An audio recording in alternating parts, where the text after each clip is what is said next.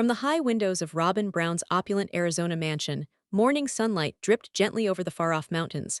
But what had seemed like a fantasy was starting to look like a shiny trap, a golden cage. Within, there was quiet that hummed with tension. The gleaming granite countertops, designer bar stools, and spotless furnishings did nothing to hide the tension that hung in the air. The whir of the air conditioner attempted to cover up the reality. Something was seriously amiss. Robyn sat at the table in the kitchen, immobile. Her hands shook as she held a letter, yet another notice of collection. This one for $2,220. A long-forgotten credit card had come back to bite her, and now the stark words, "Final notice before legal proceedings," glared at her. Abruptly, the front door slammed closed. Kody stormed into the room, his face thunderous. He tossed another envelope onto the floor beside her. "Say this isn't happening. Another bill, another overdue account. You maxed out the second card as well." Robyn's voice cracked. I thought we were at least paying the minimums." Her precisely styled hair tumbled into her face as she looked down. "I didn't know they'd send it to collections." Kody snapped. "I was controlling it, and now we're more than $2,000 in debt just for this." His voice bounced off the high ceilings. "That's not even including the car, the utilities, and that security system you insisted on." Robyn got up and moved toward the window, wrapping her arms around herself. "You wanted me to have this house. You told me this was our new beginning." Kody spat out a harsh laugh. "Flagstaff was to be our do-over. This mansion, that was your dream, Robyn. I gave you everything. I'm left with no wives now, no cash, and one excessively expensive house we can't even get heated in." Flashback to 18 months ago. Robyn glided elegantly through a high-end furniture store, Kody following behind, obviously at ease. "I want the living room to be Versailles," she said wistfully. "Something classic, romantic." A sales associate stroked a velvet sofa, made in Italy. "Perfect," Robyn smiled. Kody stood there as the price added up to $8,000 and gulped.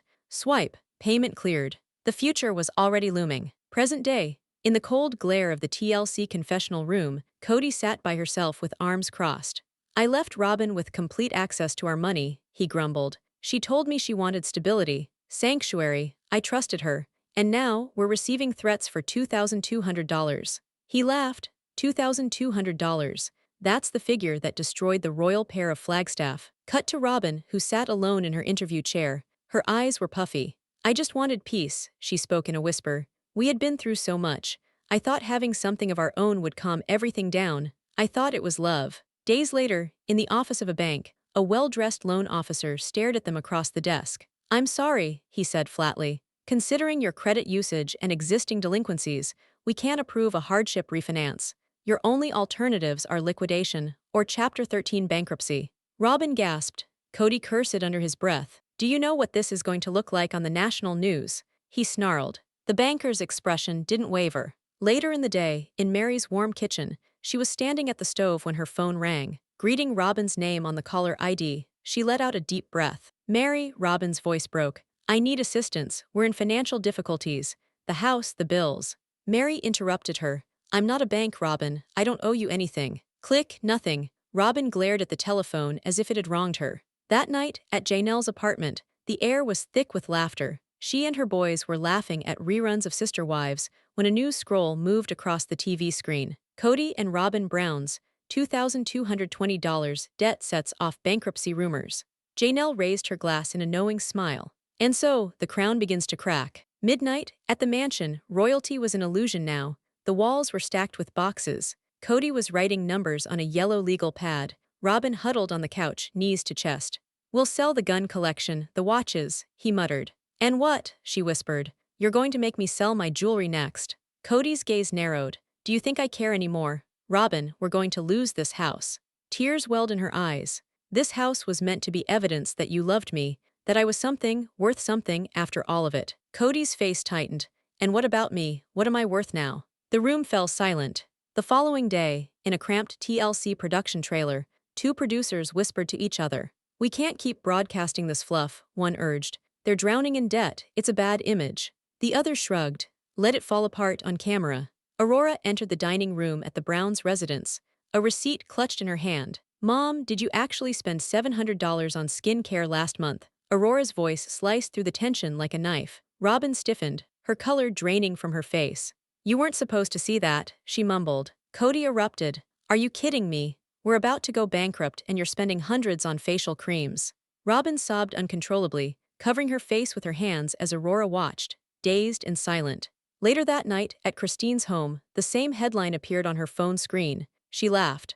Robyn Brown of Sister Wives finally embraces the luxury lifestyle, it said. She looked over at David Woolley and grinned. Remember when she told me I was just jealous of her life? David arched an eyebrow. Well, karma comes with a receipt. Back at Kody and Robyn's mansion, the formerly spotless living room was now swamped in an ocean of past-due bills and unopened mail. The morning light dappled through half-shut curtains, sending long, sinister shadows dancing across the messy room. Kody stood barefoot beside the front door, grasping a manila envelope that had just arrived by courier. His gaze fell on the return address, Maricopa County Court, official notice of legal action. He ripped it open with shaking hands.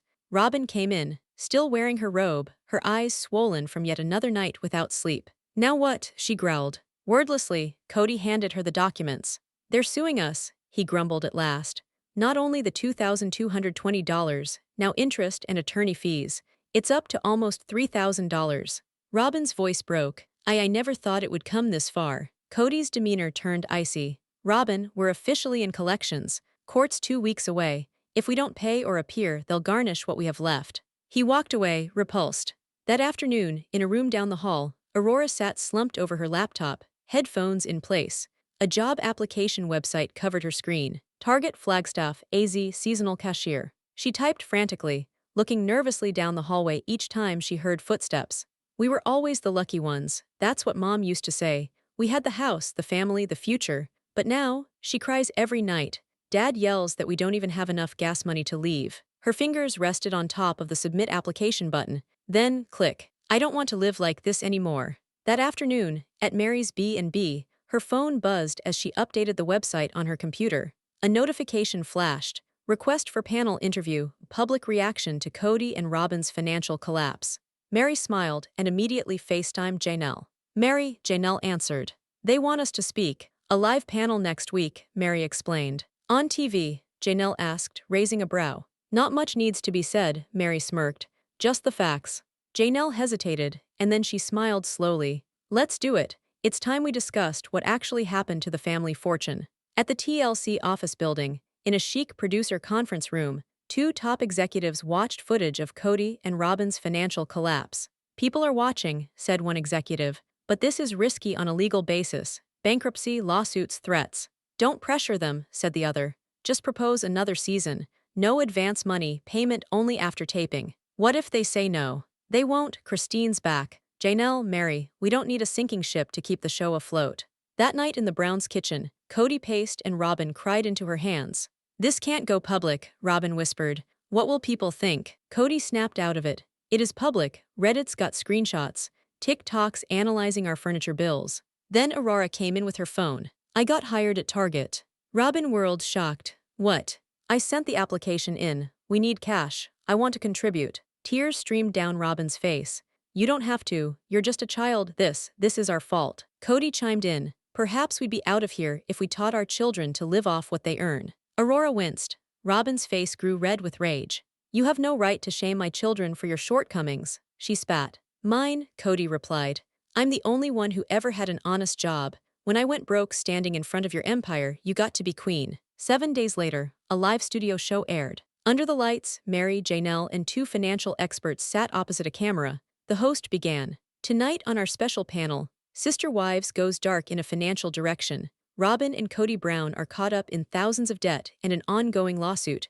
With us now, Meri and Janelle Brown. Meri adjusted her microphone, with a serene but fierce light in her eyes. The host turned to her. Meri, let's start with you. What went wrong with the family's finances? Meri hesitated not. Honest to God. Years back, Kody began to drain our shared accounts to cover Robyn's house. She had no restraint. The rest of us had nothing. They brought their debt with them, Janelle stated matter-of-factly. And they continued to spend. We asked questions, got shut down. It was never about the family. It was about funding Robyn, not unity. The host appeared flabbergasted, but the internet wasn't. Twitter exploded in an instant. At the same time, in Kody and Robyn's living room, the TV glowed with the broadcast. Robyn sobbed softly as she watched the panel. Kody sat next to her, seething, his face reddened with rage. They did this, he grumbled. They betrayed me on national television. Robyn spoke softly through her tears. They were truthful. What? Kody growled, turning to her.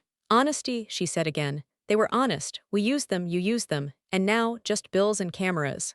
After a while that night, under the cold Arizona darkness, Kody stood alone in the backyard, a for sale sign grasped in his hand. He jammed it into the ground by the gate, then walked away slowly. Voiceover, perhaps I should have listened. Perhaps we didn't require royalty, we required humility. But it's too late now. This mansion, it's just a prison. And the crown, already pawned.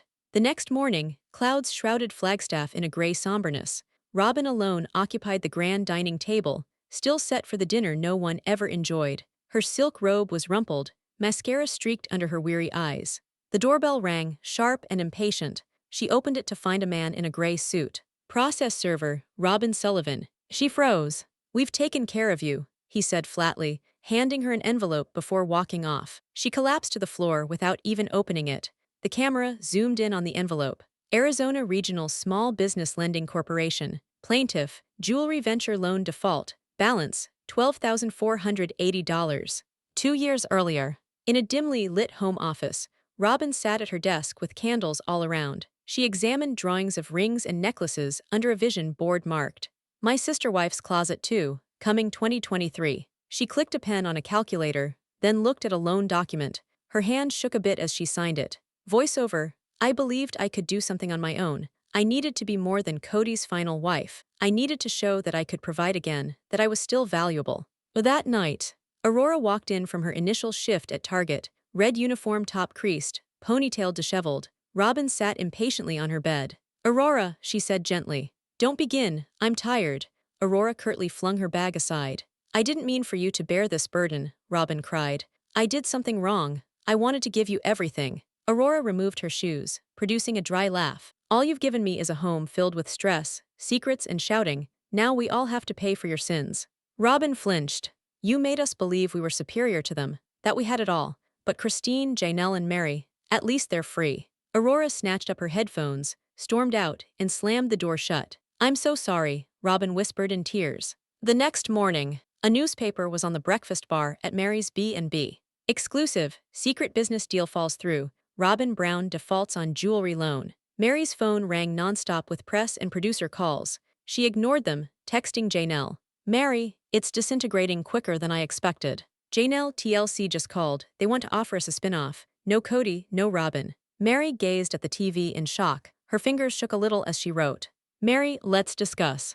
Later that week, Christine sat beside David Woolley at her house, scrolling Zillow. One property made him pause. Is that Robyn's house? They're desperate, Christine responded. Honestly, I'm tempted. David raised an eyebrow. Seriously. Christine smiled. Wouldn't it be poetic, after everything she took from us? She pressed contact agent. TLC private meeting room. Before Janelle, Meri, and Christine sat two TLC executives. Contracts were open on the table. This is what we're offering, one said. Life After Kody, a 6-part series. Just you three, rebuilding the true stories. Kody's out, Robyn too. Christine leaned in. And if they want back in, they can reapply, said the exec, but they'll have to come back humble. He grinned. You buy that mansion. It could be the perfect setting for a reunion. The women laughed.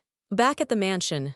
It was night. Boxes were on each wall now. Robyn was sitting at the kitchen island, gazing at the Zillow advertisement. Kody came in, exhausted and far away, a beer in his hand. Christine's looking at purchasing the house, Robyn said softly. Kody sat shocked. Over my dead body. If we don't sell, Robyn was saying softly, we're done. There's nothing left.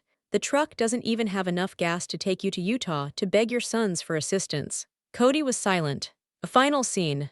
In the confessional room, Kody was motionless, shattered. Long silence. They all abandoned me. The wives, the children, the fans, the money's on the way out, he breathed. He let out a bitter, hollow sigh. This house, it's all that's left of me, and it's not even mine anymore. Cut to Robyn, sitting in her own confessional chair. Her expression told it all. I attempted to be the faithful wife, the glue, the peacemaker, the anchor. Yet perhaps, possibly, I contributed to capsizing the whole boat.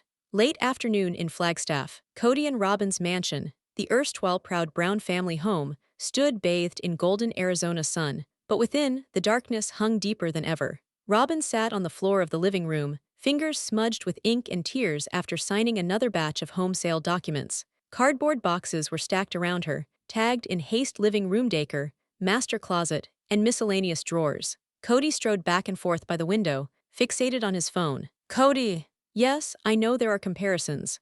But this house has history. It's been on national television for more than a decade. That's gotta mean something, right? Suddenly he stopped, his eyes narrowing. Voice on phone. Kody Owen, what's your offer? He looked at the phone in shock. Robyn's. Who was that? Kody. It's Christine's realtor. She made an offer. Robyn got up slowly, tension in her voice. Robyn's. What kind of offer? Kody hesitated and mumbled. Kody. 520,000. Robyn gasped. Robyn's. That's nearly double what this place is worth. She's humiliated us. She's humiliating us. And no other person even cares. The market's crashing. Creditors are calling. It's a catastrophe. Robyn fell onto the couch, covering her face in her hands. Meanwhile, that same night at Christine's new house, lightness pervaded the atmosphere. Christine sipped a glass of fizzy cider and waved the printed house offer around her children. Christine! I know it's petty, but after all the lies, the pain, and the gaslighting, this just feels right. Michael T. So, are we going to own Robyn's castle? Christine laughing. If they're desperate enough, maybe. Their laughter wasn't cruel. It was the sound of someone reclaiming peace after years of emotional chaos. 2 days later, Kody stood in the blistering Flagstaff sun in the back of Janelle's former rental. A brand new RV squatted uncomfortably on the lot, baking like a corpse. He kicked dirt, gazing into the TLC cameras. Kody! This is home now, no power, no running water yet. But hey, freedom, right? He put on a forced grin that never made it to his eyes. Kody! All I own is this RV and a storage unit full of shattered dreams. Robyn's still living in the house for now. We hardly speak, not since she accused me of causing the loan default. That night, Aurora's bedroom. Softly, Aurora closed her suitcase. Her once pink, picture-perfect room was more a museum of someone else's childhood now. She gazed around, exhaled deeply, and placed a folded note on Robyn's nightstand. I love you, but I have to leave here now. I need room to breathe. I'm going to Hannah's. Don't call me till you're ready to be honest with me. Hours later, Robyn discovered the note and shattered. Next morning, Aurora's once shared room was now vacant. Robyn rocked back and forth clutching the letter, muttering, no, no, no. Her fingers shook. Downstairs, Kody munched blandly out of a disposable bowl. Robyn frantically. Aurora's gone. Kody flatly. She's 21. She can make her own decisions. Robyn voice shaking. Don't you care at all? Kody. I'm too exhausted to pretend anymore. This family's falling apart, and she's smart enough to get out before she turns into us. Robyn glared at him, her silence shouting louder than words. Then something within her snapped. She picked up the closest lamp and smashed it across the room. It shattered against the wall, ceramic and glass flying everywhere. Robyn's shouting, I sacrificed everything for this family, my life, my body, my credit. And now, suddenly I'm the problem. Everyone's just walking away like I don't even exist. Kody flinched, but remained silent. The quiet between them was more than anything an outburst could have been. 1 week later, in a dark TLC conference room, 3 studio executives sat in on preview clips. Robyn's tear-stained face flashed repeatedly. Executive 1. She's falling apart. Executive 2. This isn't drama anymore, it's tragedy. We can't broadcast this as is. Executive 3, leaning in. Then perhaps it's time we switch. Redo the show, not Sister Wives, but Rebuilding from Rubble. Feature the women who left Christine, Janelle, Meri, tell their tale, illuminate his crash, their ascendancy. Cut to Meri's B&B. She scrolled through trending headlines. Robyn's breakdown goes viral, Kody now living in RV. Fans call for TLC to cancel the couple. Meri smiled and powered off her phone. Closing shot. Robyn stood on the porch, arms crossed, while movers rolled her heavy pieces of furniture into a storage van. On the lawn, there was a sign, under contract, sale pending. Down the street, Kody stood frozen, his eyes focused on nothing. Then a black SUV arrived. Christine emerged, calm and lovely. Christine with a strained smile. Hello, Robyn. The locks had to be turned in prior to Friday. Robyn couldn't force herself to maintain eye contact. She turned her head away, in silence. Christine drew out a folder that held signed and sealed closing papers. It's odd how life comes full circle, she stated steadily. Robyn's voice shook like broken glass. Christine stepped towards the front door and inserted sharply, You broke us, Robyn. Christine stood firm, composed but fierce. Robyn attempted to interrupt, Christine. But Christine interrupted her. No, Robyn, you did that. I just stopped pretending I had to keep forgiving you. She entered the house, her house now, and shut the door behind her. Robyn Brown perched on the edge of her fancy, costly four-poster bed in what once was a symbol of security, but today, the mansion rang with unpaid bills and oppressive quiet. The Flagstaff sun had yet to break the horizon. She held in her hands a phone and a spreadsheet, a one that had been sent to Janelle days before, $2,220. It seemed insignificant next to the value of the house, but it was just the start. The amenities she used to boast of, thick stacks of credit cards, high-end utilities, and skyrocketing property taxes, were now burdens. They were broke, emotionally, financially, and there was no longer any concealing it. In order to get her head together, Kody had taken the children out for the day, but Robyn recognized what that truly signified. He was fleeing. Again. Kody was doing nothing but blaming others. Christine, Janelle, Meri, even the media. Never did he ever reflect inward. The man who had originally promised her security, prosperity, and an intact family now couldn't even provide her with peace of mind. The kitchen hummed softly with the thrum of stainless steel appliances. Robyn's eyes welled up with tears. The half-empty cabinets, where once there had been a plethora of imported snacks and vitamin drinks, reminded her. She looked at the wedding photo on the wall, Kody's broad smile, their mixed-up kids, the fantasy of one unified happy family. It was from another time. At 9:00 a.m., Robyn made a decision. She opened her laptop, the household budget, and started listing things to sell. Designer handbags, unworn gowns, pricey jewelry, gifts Kody had once showered on her as tokens of love. Now they had to go. With each click of the mouse, her pride chipped away. She sold the formal mirror in the foyer, the unused decorative dining chairs, even the little Christmas village she used to refer to as a family tradition. Bit by bit, she released the life that had fallen apart long ago. Later that same afternoon, Aurora came home and stood still. "Mom, what are you doing?" Robyn hesitated, fighting not to tear up. "We have to make some changes, sweetheart, major ones." Aurora's face creased with concern. "Are we losing the house?" Robyn paused, then opted for the truth. "Not yet, perhaps, but if we do, it's not the end of the world." For the first time in months, she let herself be truthful.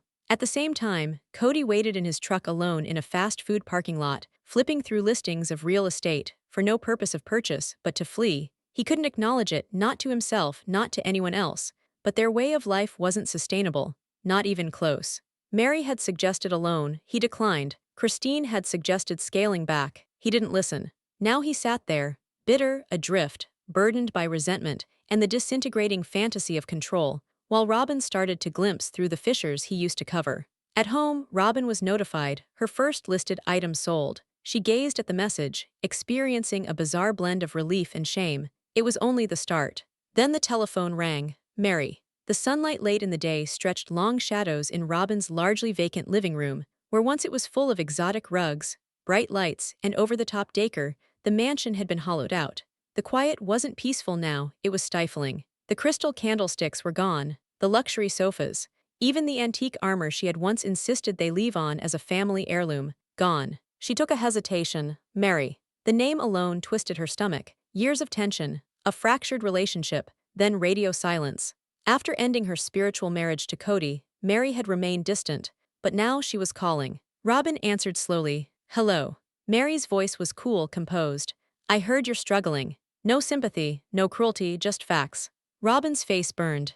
"I don't know what you've heard." "I've had enough," said Meri gently. "The house is sucking you dry, you're struggling to make ends meet. Kody's functioning on autopilot. You instructed the children not to use the AC." Robyn clamped down on her lip. "That's not quite." "I'm not calling to rub it in," said Meri, releasing a breath. "I called because I want you to get something." Robyn breathed deep. "You helped create this," Meri said starkly. "You enabled Kody. You let him leave the rest of us behind, you never interfered. And now, without the money, you're finding out what we already knew, that you were never truly protected." The words sting like a slap. Robyn blinked hard, tears welling in her eyes. "I believed in the family," she whispered. "In the dream." "No," said Meri brusquely. "You believed in your ideal family. You believed in favoritism. You believed in the house on the hill. And now you're left with a man who has ruined every relationship he had." Silence.